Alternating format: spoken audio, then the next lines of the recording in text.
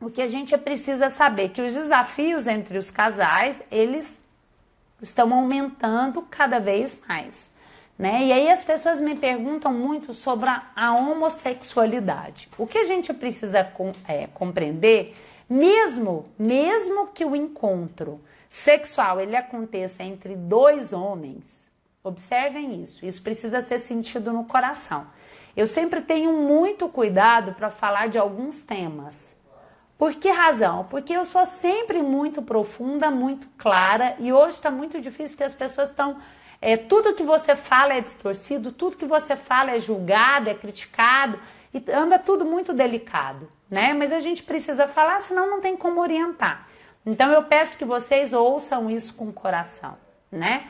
A homossexualidade, mesmo que um homem tenha desejo por outro homem, a força que conduz os dois é a força do macho. Então, dois homens, quando têm um encontro sexual, continuam sendo conduzidos pela força do macho. As mulheres também, quando elas têm um encontro sexual, elas continuam sendo conduzidas pela força da fêmea.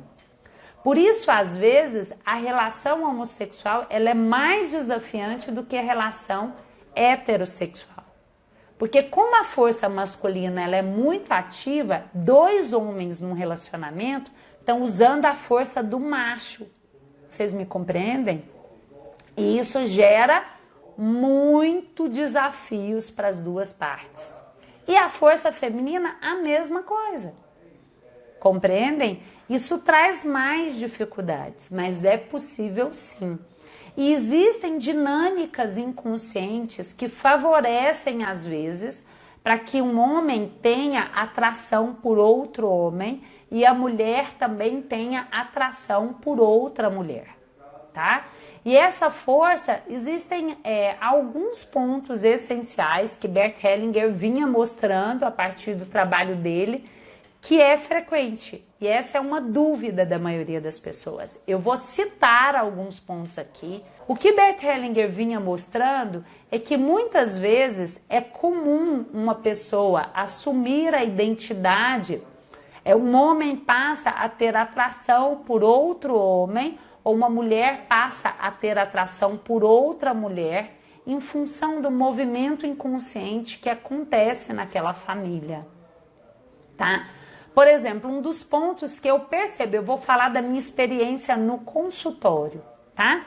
Um dos pontos que eu percebi no consultório com muita frequência é quando uma pessoa ela é gerada dentro da barriga da mãe dela, junto com outro bebê, e ela não sabe, ela não soube, esse bebezinho durou pouco tempo e morreu, e ela nasceu sozinha, sem saber da existência, sem saber na cabeça da existência do outro irmão, mas sentindo no corpo essa falta.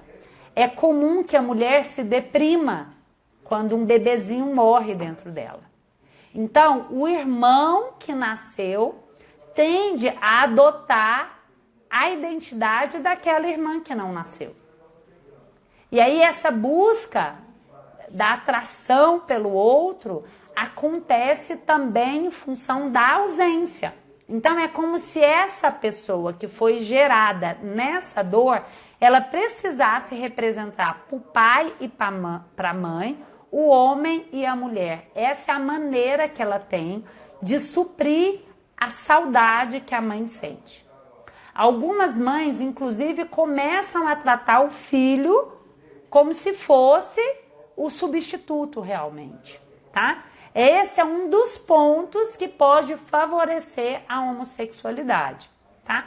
E nós temos outros pontos. Por exemplo, quando numa família não se respeita a presença masculina e nasce um menino, é muito difícil que ele mantenha essa identidade, em função da dor que é para a família a presença masculina. E aí nós temos outros pontos, tá? Que a gente precisa tratar com mais atenção, cuidado e desmembrar questões por questões para que vocês entendam com profundidade. Mas eu citei isso aqui para a gente entender, porque às vezes as pessoas pensam assim, que o homossexual, a força que move, ela modifica. Não.